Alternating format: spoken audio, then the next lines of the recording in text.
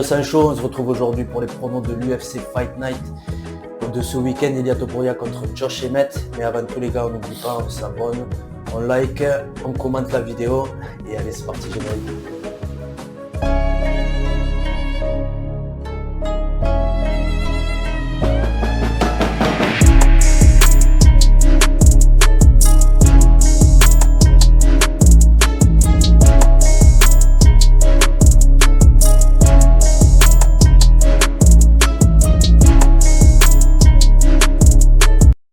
Ouais, avant tout, désolé les gars, on a un petit retard sur la vidéo cette semaine, un petit souci technique. Du coup, on va passer directement au prono de ce week-end. Juste revenir un petit peu sur Cannonier quand même, une belle victoire. On s'est trompé, on voyait Marvin Vettori tous les deux. Beaucoup de gens se sont trompés, quoi. Les bookmakers étaient pour Marvin Vettori. Là, j'étais de son côté.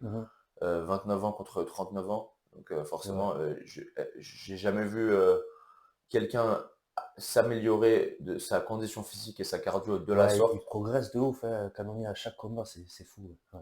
Parce que Cannonier, on l'a déjà vu fatigué, tu vois, au troisième. Mhm. Et là, il n'y avait aucune fatigue. Je sais même pas comment est-ce que c'est possible qu'il a Après là, tenu c'est cette quoi? C'est le cadence. troisième ou quatrième 5 rounds qu'il fait d'affilée quasiment. C'est vrai, ouais, c'est Ouais. vrai.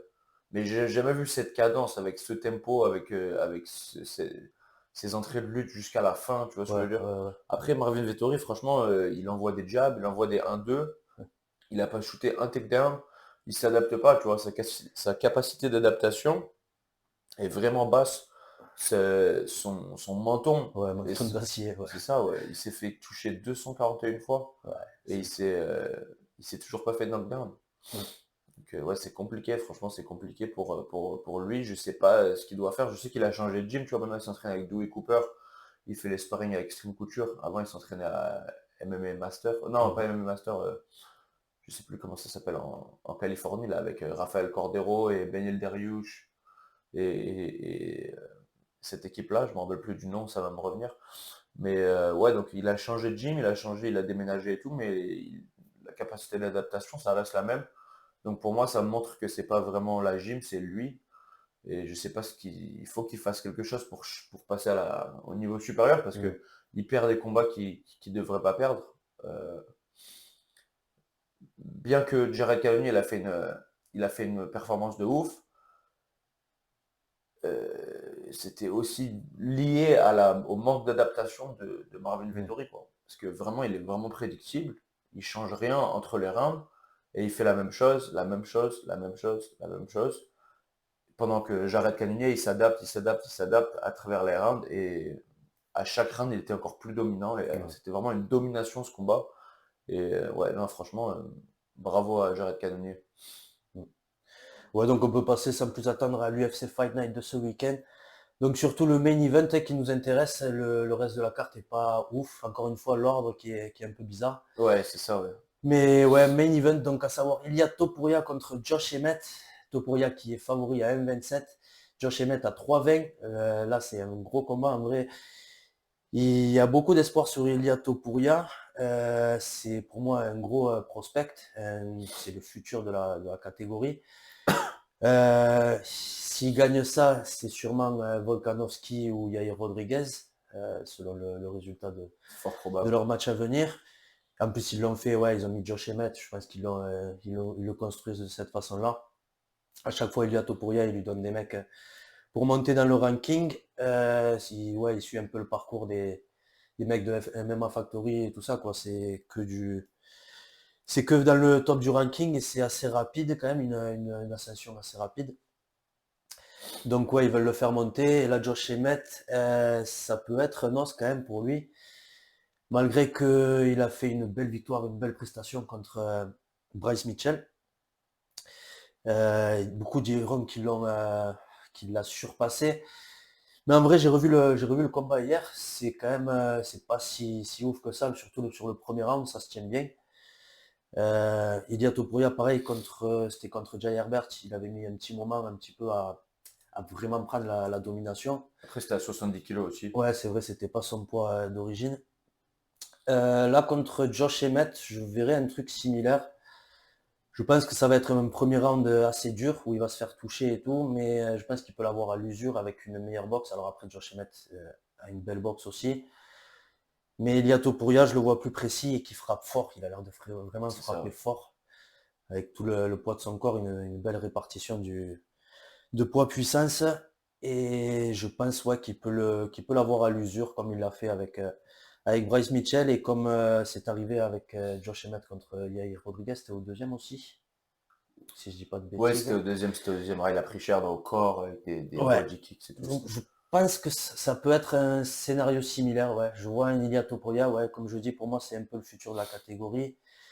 Espagnol, bon, je suis un peu biaisé parce que j'ai les origines et tout ça, mais ouais, je vois bien, on sait aussi quand les Espagnols débarquent dans des sports, c'est pas pour faire le mec, mais dans tous les sports, c'est vrai que quand ils arrivent, il y en a toujours un qui marque la différence.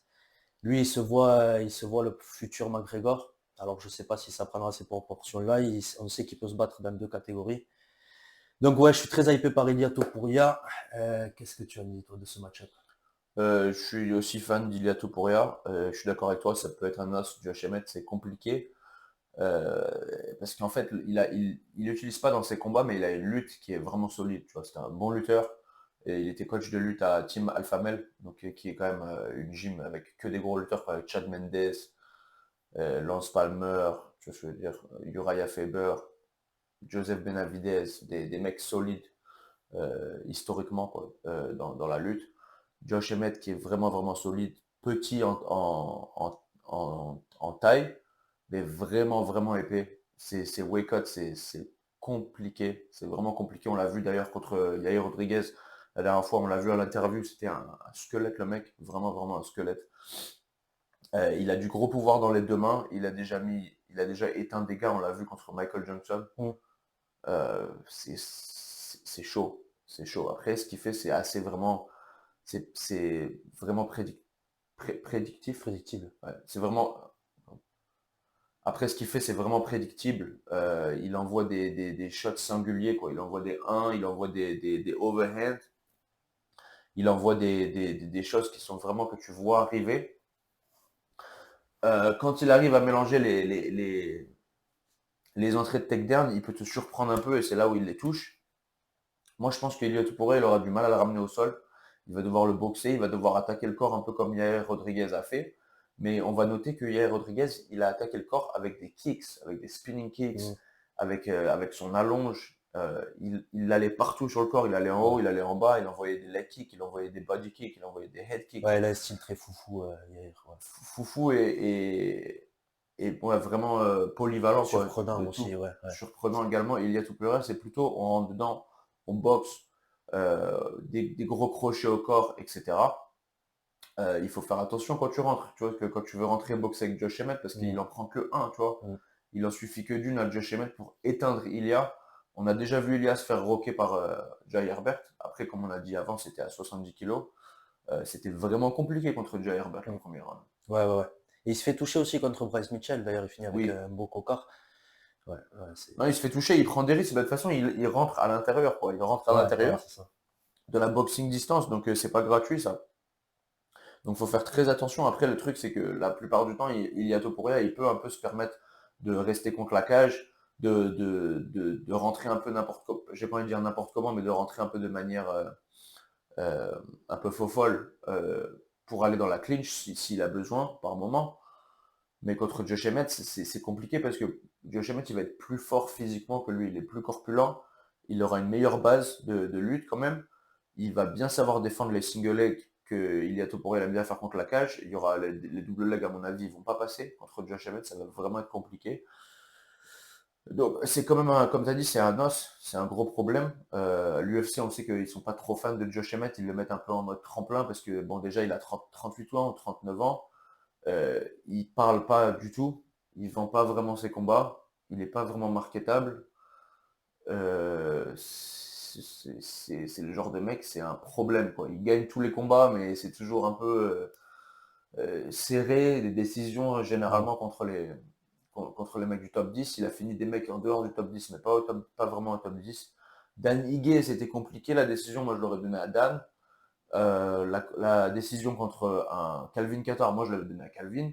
Même si Josh Emmett, il mettait les gros coups, Calvin était beaucoup plus clean pour moi. Et il avait plus de volume. Je ne me rappelle plus des numéros exacts, mais il avait un peu plus de volume que lui. Après, les réactions de Calvin, quand il se couvrait, ça se voyait les mains droites de Josh Emmett, quand ça touchait, ça faisait mal, tu vois. Et donc voilà, c'est ça, l'UFC sont pas trop fans de lui parce que c'est beaucoup de close décisions, c'est beaucoup de choses qui sont vraiment très serrées. À chaque fois dans le top 10, il est vieux, tu vois. Donc là, ça se voit qu'ils espèrent vraiment que Ilya le prenne. Mais comme tu as dit, je le redis, c'est un bon terme, c'est un os, quoi. C'est compliqué, c'est un caillou, Josh Emmett. Ouais, C'est ouais. vraiment un rocher, tu vois. C'est compliqué, ça va être vraiment compliqué à gagner ce combat. Il est vraiment solide, il n'abandonne pas. Il s'est fait attraper dans la soumission par Yair Rodriguez, mais bon, Yair Rodriguez, on sait que quand même c'est quelque chose de spécial. Il arrive dans sa prime maintenant. Il avait vraiment un bon game plan, hein, parce que Josh Emmett, ce qu'il fait, c'est prédictif. Et Yair Rodriguez, il a vraiment travaillé le corps, il a travaillé les jambes, il a vraiment affaibli toute la base de Josh Emmett. Et quand il est allé dans un scramble au sol, il était affaibli assez pour ne pas penser à toutes les soumissions. Et Mm. le triangle, il est passé crème. Franchement, le triangle, il était passé crème, magnifique. Il a fait taper Josh Emmett, c'était vraiment impressionnant. Après, Josh Emmett, comment est-ce qu'il revient de ça? Il a pris un bon petit break, là. C'était depuis février, c'est ça qu'il a Ouais, à combattu. peu près, ouais. Donc pas si long que ça, mais après il a 30, 38, 39, donc il est obligé de le faire maintenant ou jamais, quoi, s'il veut repartir à la ceinture. Euh, Moi je vais prendre Josh Emmett. Je pense qu'il peut le faire. Je suis pour Ilia Topuria, mais, mais pour moi c'est un combat un peu compliqué. Ils auraient pu lui donner quelqu'un d'autre, hein. Ils auraient pu lui donner Edson Barbosa, ils auraient pu lui donner.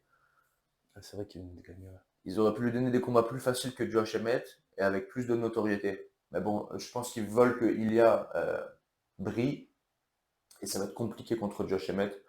Moi, je vois Josh Emmett prendre une décision qui risque, en fait, qui devrait aller à Ilia, mais vu que Josh Emmett frappe Ah un ouais? peu plus fort et que Ilia va sûrement avoir des takedowns manqués, il va essayer de le takedown, il ne va pas réussir.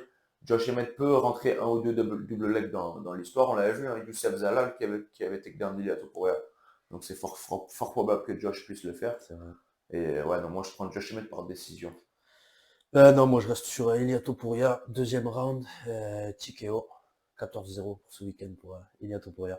C'est fort probable. C'est un combat équilibré et j'ai envie de vraiment de souligner que les bookmakers là, même sur Tapologie, quand on voit 96% qui votent pour Ilia Topuria. Ouais. Ça se voit que c'est les fans qui arrivent Mhm. Ouais, en ouais, vague c'est sur clair. Tapologie, parce que les gars, c'est beaucoup plus serré que ce que les casinos disent, quoi. Parce Ouais. que Non, c'est vrai que sur un petit combiné, tu fais le reste safe et tu mets un petit Josh Emmett. Pour 10 balles, pourquoi pas? mais Ça Josh peut Emmett à exploser un ticket. 3,20, t'es obligé d'avouer que quand même Ouais, c'est un ouais, peu ouais, c'est sûr, en louche. tant que C'est un parieur, peu il louche. faut. Ouais. Après, ils veulent que tu mettes sur Josh Emmett peut-être enfin, ouais, c'est les bookmakers Après, qui ouais, disent c'est ça. des histoires d'algorithmes et de tout ça, je sais pas vraiment comment ça marche, mais je crois que c'est plus des machines qui s'occupent de ça au jour d'aujourd'hui, mais ouais, c'est vrai que l'écart est ouf. En tout cas, moi, ouais, l'écart est pas normal pour moi, c'est Donc on vraiment peut passer au reste de la carte, qui est pas ouf d'ailleurs, hein, encore une fois, c'est pas l'événement de l'année, c'est pas une carte de dingue. le main event est ouf après, tu vois. Ouais, ouais, c'est clair, ça donne très envie, et moi je suis très hypé. Mm. Et puis, mais ouais, les autres combats, il y a des beaux combats, mais c'est encore une fois, c'est l'ordre qui est bizarre.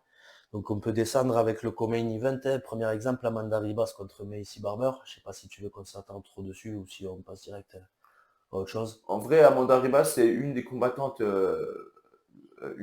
féminines que j'aime vraiment bien voir combattre. Ah Franchement, à ouais. chaque fois que le combat, ça fait plaisir. Elle a un striking qui est vraiment excitant à regarder. Elle prend beaucoup de risques après, attention. Euh, Elle a des soumissions de ouf, vraiment un bon sol. Messi Barber qui est qui avait une grosse hype qui rentrait à l'UFC, mais récemment les perfs, c'est pas ça, hein. Mhm. C'est que des split décisions. J'ai vu 2 décisions d'affilée qu'elle a pris que pour moi elle avait perdu, tu vois. Donc là elle est sur 2 robbery win. Est-ce qu'elle va encore faire une autre robbery win contre Amanda Ribas? Ça m'étonnerait. À mon avis, Amanda Ribas, elle l'éteint. Ouais. Elle l'éteint Ah Messi ouais. Barber. Ouais, soit en soumission, soit en TKO. J'ai vu Messi Barber se faire déglinguer au sol par Roxane Modafferi. Mhm. Pour moi, Amanda Ribas, elle prend Roxane Modafferi, elle Ouais. la tord en deux, tu vois aussi. Donc ouais, pour moi c'est un mismatch. Amanda Ribas par soumission, deuxième round. Austin Lane, Justin Tafa, Austin Lane qui s'était fait KO par le mec de la NFL. Comment il s'appelle Greg Hardy. Mhm. Donc Notorious pour se faire KO par Greg Hardy, mais attention, après il est parti sur les circuits régionaux. Il a mis 3 victoires d'affilée. Là, il revient à l'UFC contre Justin Tafa. Justin Tafa, 6-3, il frappe fort, mais c'est tout, quoi. Il n'y a pas grand-chose à dire. Pour moi, l'athléticisme de Austin Lane euh, peut le faire gagner. C'est un underdog qui est vraiment, vraiment, je sais pas les cotes, mais j'avais vu une cote il était plus 400, quelque chose comme ça. Donc ça, c'est un bon underdog, hein, parce il peut surprendre beaucoup de monde contre Justin Tafa. Justin Tafa, pour moi, Hein, là, ils sont presque even. Euh, euh, 2,50 pour Austin Lane, ouais. plus de 50. Ouais. Donc ouais, quand même, pas mal, un bon underdog, quoi. Tu te fais, ça fait quoi en français? Ça Non, fait... c'est plus 1,50 et 2,50. D'accord, d'accord, donc une cote à 2,50, donc c'est pas mal quand même. À mon avis, il y a de l'argent qui vient sur lui en dernière minute, Mhm. parce que quand on regarde ce record, il a quand même des belles victoires.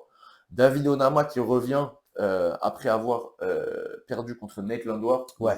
un combat de ouf. Ouais. Ils étaient tellement fatigués les deux au troisième round. Tu te rappelles, les punchs de Nate Landwehr, c'était moins que Des des coups slaps snap. à la fin. Ouais. Et David Onama, il était tellement fatigué, il se couvrait contre la cage. Il en pouvait plus. Là, c'est un beau combat. 10-2 contre 10-1. Gabriel Santos. Gabriel Santos, pour moi, qui avait battu Liron Murphy, les gars, à UFC London, je ne sais pas si vous vous en rappelez, Liron Murphy, le Renoir de Londres, c'était sur la voie d'être une star. Après, il a eu gros accident de voiture. Mm. Il a été out de la cage pendant 2 ans et demi. Il est revenu contre Gabriel Santos et pour moi, il a perdu. Pour moi, il s'est fait contrôler. Il a mis un peu plus de dégâts, mais il avait moins de volume et il s'est fait contrôler. Donc pour moi, il avait perdu. Ils l'ont donné on s'est commencé à l'anglaise, hein, le classique. Ils l'ont donné à Liron Murphy. Mais là, pour moi, il peut faire du mal à David Onama. David Onama, c'est un peu le même profil que Liron Murphy, hein. Je dirais un peu le même profil. Peut-être un peu plus de défense de lutte, un petit peu mieux, mais Gabriel Santos, pour moi, il prend ce combat. Brendan Allen qui revient après une belle soumission contre André Ouais. Contre Muniz. Bruno Silva, là, ça va être beau aussi. Et le problème avec Brendan Allen, par contre, c'est que des fois, il aime bien se mettre dans des petites guerres. On l'a vu contre Chris Curtis et Sean Strickland, Mm. notamment.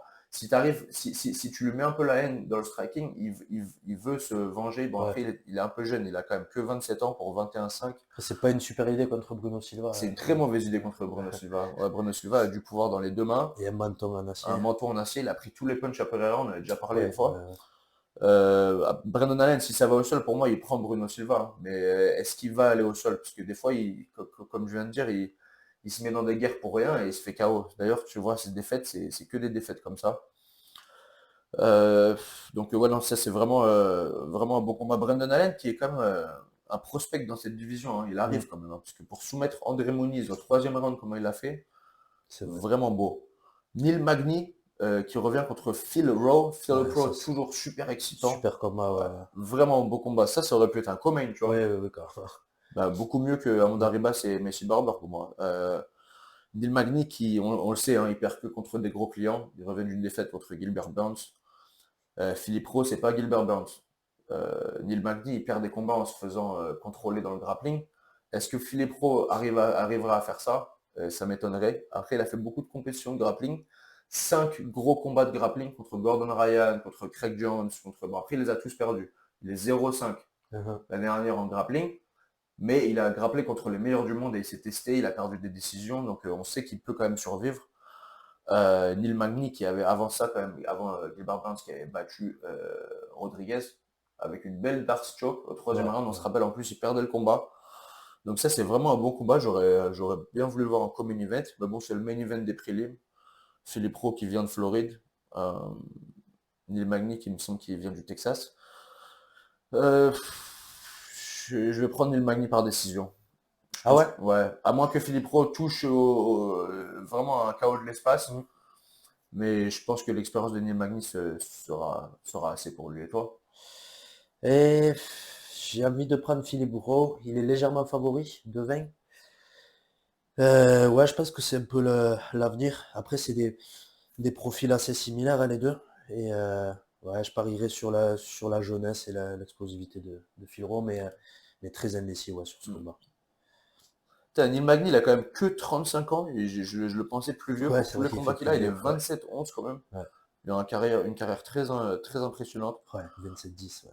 Randy Brown qui revient contre Wellington Turman qui descend, les gars. Wellington Turman qui a été le petit prodige slash protégé de Glover Teixeira et Alex Pereira, qui s'entraînent avec eux. Ah ouais, ok. Il combattait en middleweight, là il descend en welter contre Randy Brown. Randy Brown qui est un immense welter. Il est 6 pieds 4, comme Adesanya. Uh-huh. Donc la même taille qu'Adesanya, mais il Il a combat en welter. 94. Donc quand même impressionnant. Randy Brown vraiment explosif, un style, il utilise aussi beaucoup le shoulder roll à la Floyd Mayweather. Vraiment un style qui est unique. J'aime vraiment bien voir Randy Brown. Parfois il se met un peu en danger, parfois il se prend un peu des head kicks parce qu'il fait le shoulder roll trop et il se prend des kicks et des middle. Des fois il se fait toucher parce qu'il est un peu trop créatif et il essaie trop de faire le show et il se fait toucher pour rien. Wellington Turman, il frappe fort. Il a déjà mis des gros KO en middleweight, donc il faut faire attention quand même. Mais je prends Randy Brown en décision, je pense. Ouais. Mateusz Mathieu, Rebecki contre Loïc Radzak. je t'avoue que je connais pas. Uh-huh. Il me semble que Rebecki était sur les contenders, mais Rebecki, ouais. je vais passer ce combat honnêtement, parce que enfin, à moins que tu veux dire quelque chose. Non, je suis... Tabata Ricci, Gillian Robertson. Gillian Robertson, elle a toujours un bon sol. Hein. D'ailleurs, elle vient de soumettre Rose Namajunas dans une compète de grappling. Ah, c'est elle? Ouais, en une minute. C'était impressionnant. Double leg. Ah oui. Elle est partie dans les jambes directes. Elle a fait un étranglement arrière. C'était impressionnant. Zalglas, son cousin. Ça va bien. Enfin, voir si il va avoir enfin la chance de combattre. Hein. Il devait combattre la semaine dernière et il n'a pas pu. Donc, on va voir s'il a de la chance ce week-end. Et Zalglas, il se fait battre par les juges, en fait, tu vois. Ouais. Il se fait battre par les juges. Il est 14-8, donc le record n'est pas extraordinaire. Ouais, et là, ils quand lui ont tu changé regardes- l'adversaire. 7-1. Ouais. Un Ouais. prospect de 21 ans, il me semble. Ouais, c'est pas un cadeau non plus. Ah non, c'est pas un cadeau. Bah, de toute façon, dans cette KT à 57, il n'y a que C'est des sûr. killers. Ouais, 21 ans, ouais. Zalglas qui s'était fait finir une seule fois par Manel Cap. Bon, faut pas rougir, Manel Cap, c'est un tueur, sûrement, qui risque d'être champion. Ouais. T'as vu qu'il lui a donné Kai Kara France, là, c'est tombé il y a quelques heures. Oui, mais d'ailleurs, pour moi, pour quelqu'un, ça reste C'est compliqué. Hein. Ouais, ils sont pas gentils avec lui. Ouais. Manel Cap, franchement, j'ai roulé avec lui l'autre jour, je t'ai dit, et il m'a impressionné au sol. Je pensais que c'était plutôt qu'un striker, je l'ai vu se faire contrôler un peu à Rising, je l'ai vu se faire contrôler facilement, mais il a vraiment des bons scrambles au sol. Je suis Trevor Pick, Chepe Mariscal. Mariscal qui a des gros KO, mais Trevor Pick qui est fort. Qui est fort, franchement, un lightweight. 8-0 en lightweight à l'UFC, un prospect. Jamal Emmers qui revient après avoir déglingué le russe, là, qui était 24-0. Kousen, Oui. tu te rappelles? Ouais, Le mec qui s'entraîne en Thaïlande, là, Uh-huh. qui a 4 ou 5 millions de followers sur Instagram, une superstar. Jamal Emmers qui a vraiment fait une domination du début à la fin dans le striking, dans le grappling, dans la lutte. Ça aussi, ça aurait pu être un coco. Hein. Jamal Emmers, il est impressionnant. Tatsuro Taira qui revient contre Clayson Rodriguez. Clayson Rodriguez, c'est pas un paysan quand même à 57, mais il y a quand même une différence de niveau. Tatsuro qui est beaucoup plus technique, beaucoup plus corpulent et beaucoup plus rapide. Pour moi, il n'y a pas vraiment de question sur ce combat. On sait que Tatsuro risque de gagner par soumission, je dirais premier ou deuxième. Et Cody Brandage, Cédric Dumas. Ouais, Cédric Dumas qui est arrivé des Contenders, 7-0, qui a perdu son premier combat à l'UFC par guillotine. Et là, contre Josh Friend, ouais. Je sais pas s'ils essayent de le faire briller contre Cody Brandage, ou c'est un petit peu... c'est pas un cadeau non plus. Et pour moi, Cody Brandage, il est 8-4, il n'a pas un bon record, il n'a pas un gros nom, il n'a pas beaucoup de notoriété, mais il est très dangereux. Donc pour moi, c'est pas un cadeau du tout, je te rejoins. Parce que Cédric Dumas, il est marketable, tu vois, il a un style à part entière. Le style un peu floride, tatouage sur la tête, dread et tout, tu vois, il y a quand même une demande pour ce genre de gars, qui ne sont pas forcément super représentés à l'UFC en ce moment en tout cas. Donc moi j'aurais plutôt vu une trajectoire à la Paddy Pimblett pour Cédric, tu vois, tu lui donnes des mecs avec des gros noms qui ne sont pas très forts ou des match-ups favorables pour lui, je vais pas dire pas très fort, mais pas très fort pour lui. Après, ce que je veux ajouter, c'est que j'ai rencontré Cédric Dumas à l'UFC PI quand j'étais dans le jacuzzi, on avait parlé un peu. il est vraiment, vraiment, vraiment léger pour un middleweight. J'ai cru que c'était un welter quand je l'ai vu. Voire peut-être un gros lightweight, quoi. Tu le mets lui et Armen Souperian, je pense qu'il va faire le même poids, tu Mm. vois. Donc là, il faudra qu'il descende, à mon avis. Je sais pas s'il va gagner ce combat, parce que Cody Brandage, il est solide, il a déjà manqué la pesée en middle, Ouais, donc ouais, attention, ouais. il est lourd. Il a tombé très Gore, ouais. Ouais. Premier round, KO. Et ça encore, il avait donné Cody Brandage pour faire briller Briller très Gore. ouais. Et il s'est fait KO, tu vois. Mm. Et il avait aussi gagné contre Dalcha Du Laminduga Jambilia, ouais. par guillotine. Il avait failli taper Rodolfo Vieira, mais à la fin, il s'est fait niquer, parce qu'il avait fait une grosse erreur. Il est parti sur une guillotine sur Rodolfo. Mm. Et après, Ouais. Rodolfo, il a switché la position, il l'a soumis. Mais bon, ouais, donc, ouais. Non, non, une belle carte quand même. C'est pas des très gros noms, mais il y aura des beaux combats techniques, il y a des bons match-ups. Il y a quelques match-ups qui sont un peu des mismatchs. On sait que, comme avec Tatsuro, des choses un peu comme ça. Mais bon, c'est quand même une belle carte dans l'ensemble. Après, c'est une carte, c'est tôt, hein. Je sais pas si tu as vu. Ah non. Ça commence tôt, malheureusement. Donc, heure américaine, les Ouais, prélims. c'est bien pour l'Europe. Ouais, non, c'est bien pour l'Europe, ouais, c'est sûr. Heure américaine, 8h30, ça commence. Main card, midi. Ah ouais, ok. Ouais, ouais, donc Mm. ça Et je commence. crois que c'est tout pour les pronos. Quelques news qui sont tombées cette semaine. On a eu des pay-per-view qui ont été annoncés, des beaux combats, ouais. Je crois il y a eu Chito Vera là aujourd'hui Chito Vera contre Henry Cejudo. contre Henry Cejudo, ouais, c'est vrai. Et ce qui me laisse, les gars, ce qui voulait me mettre dans mon prochain point, bon, avant mon point, on va parler aussi de Sandhagen contre Nurmagomedov. Ah ouais, ça Donc aussi. ça, j'ai du mal à comprendre, en fait. J'ai du mal à comprendre pourquoi, parce que Sandhagen, il vient de battre Chito Vera. Normalement, tu dois le récompenser avec un mec plus haut dans les rankings. Tu vois ce que je veux dire? Ouais. Si Chito aurait gagné contre Sandhagen, ça aurait été le prochain pour le title shot. Et là, tu lui donnes un ancien champion direct qui a eu un combat très serré avec Aljo. Donc, Chito, il bat Cejudo, c'est un title shot direct. Tu vois ce que je veux dire? Si tu bats Cejudo, même si ça fera qu'une victoire. Son Hagen, tu lui donnes Nurmagomedov qui est même pas dans le top 10. Donc, il a battu le numéro 3 et il descend contre un mec qui est même pas dans le top 10. Mhm. Je sais pas si l'UFC lui ont dit tu bats Nurmagomedov, on te donne le title shot. Mais ça n'a aucun sens pour moi. Si tu perds le main event, si tu perds un main event, on doit te donner un up and comer. On ne donne pas un cadeau Ouais, après. ouais. Je dis pas que Cejudo c'est un cadeau, mais c'est un cadeau en termes de rankings. Tu vois ce que je veux dire? Parce que si tu bats Cejudo, tu peux avoir un title shot, tu as battu un ancien champion, un ancien double champion. Donc c'est quand même vraiment bizarre pour moi qu'ils mettent Sandhagen contre Nurmagomedov et Chito contre Cejudo. Ça n'a aucun sens. Vraiment, l'UFC font un peu ce qu'ils veulent parfois, tu vois, parce que, enfin, je veux dire, comment est-ce que tu peux expliquer ça? Ouais. T'as battu le numéro 3, on te donne le numéro 13. T'as perdu contre le numéro 3, on donne le numéro 1, le numéro 2. Mm. Enfin, j'ai vraiment pas compris. C'est clair. Après, une autre chose aussi qu'on veut parler, c'est Connor qui n'est pas rentré dans l'USADA. Toujours pas, non. Et en plus avec les histoires de viol et tout ça, les accusations, les trucs. D'accusation, Ouais, les accusations. accusation, parce que moi, j'y crois pas une seule seconde. On a vu Non, la non, non, vidéo. mais après, c'est une autre histoire, Ouais, ouais. mais ouais, encore une fois, juste pour ajouter que ça va ralentir le process, quoi. Et Donc, il combattra sûrement pas. Après, ils font un moi, peu ce qu'ils veulent. j'y crois pas. Ils peuvent un peu changer les dates. Hein. L'USADA, ils l'ont Mhm. déjà fait pour John Jones. Tu te rappelles, ils ont changé les venues, ils ont changé des dates. Ouais. Ils testent qu'une fois par an. Ils peuvent peut-être sauver la mise. Mais ouais, comme tu as dit, moi, j'y crois pas non Mhm. plus. Il y a l'UFC Paris aussi qui se dessine un peu là, Cyril Gane Mm. contre Spivak, ça va être pas mal. Ils ont signé une Française aussi, j'ai vu il y a 2 jours. Contre Euh, Jocelyn Edwards, ouais, ouais, c'est ça, ouais. ils ont annoncé contre Jocelyn Edwards. Ouais, Ouais, du lourd à venir. ouais, l'UFC Paris qui se dessine. Moi, on n'a pas parlé aussi, mais Mehdi, le mec là qui a combattu, j'ai pas envie de mal prononcer son nom de famille, les gars, j'arrive pas à parler arabe ou quoi, je sais pas comment le dire, mais le Mehdi, le 70 kilos qui était Mhm. champion du Cage Warriors, qui a combattu au MMA GP Ouais, le week-end dernier. Putain, moi, je pensais qu'il allait être sur cette carte de l'UFC Paris. Tu vois, il a ouais, un gros ouais. following sur Instagram, il a un style qui est super excitant, et putain, il se fait KO en moins d'une minute sur le MMA GP.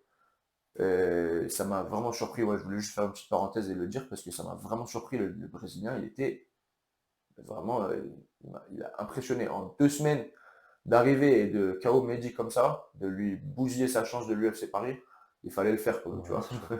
Il fallait le faire. On espère Et voir Abdullah Abdouragimov, ce serait bien. Abdullah Abdimov, ce serait magnifique, quoi. Ouais, Ben, j'ai entendu des rumeurs comme quoi c'est entre le PFL et l'UFC. Après, je sais pas, je sais que l'UFC, tu sais, par moment, ils ont trop de mecs comme ça, ils ont trop de Russes, trop de Caucases ouais, comme ça. Ils veulent plutôt des nouvelles directions. Après, Abdul, il a un gros following, quoi. Ce serait une belle addition à l'UFC, tu vois. Il est mm, jeune, il a un record de ouf, il a qu'une défaite qui était même pas dans sa caté. Au Brave, c'était pour la ceinture. Quand même impressionnant, quoi. Quand même impressionnant. Ouais, je sais pas vraiment qui est-ce qu'ils vont mettre. Ils vont sûrement mettre Nassour, ils vont mettre Benoît Saint-Denis, etc. quoi, sur l'UFC Paris. On se dit bien. Après, Gann contre Spivak, c'est quand même pas un cadeau pour Gann, ouais, hein. c'est sûr. Ouais, Parce que ça peut être dangereux. si tu compares enfin, bon, c'était deux dominations contre Derrick Lewis, mais Spivak contre Derrick Lewis, il s'est pas fait toucher une Ouais, mm, fois. Il a ramené au sol direct et ouais, là, ouais, ouais. violé, quoi. Là, c'était même pas une accusation, c'était un vrai viol. Ah, c'est sûr qu'il va y avoir du takedown et de la lutte et que mais pour le coup, ça va être un bon test pour Cyril. Ouais, ouais, un bon test ou une carotte, hein, parce que Spivak, il est vraiment chaud. Il est Ouais. vraiment chaud, donc on verra. On Mm. verra. Ben, on a fait le tour, on s'est un peu éternisé, mais Mais ouais, je crois que c'est tout. On espère que vous avez apprécié l'analyse et la vidéo. Portez-vous bien. N'oublie pas les gars, on s'abonne, on like et à la prochaine.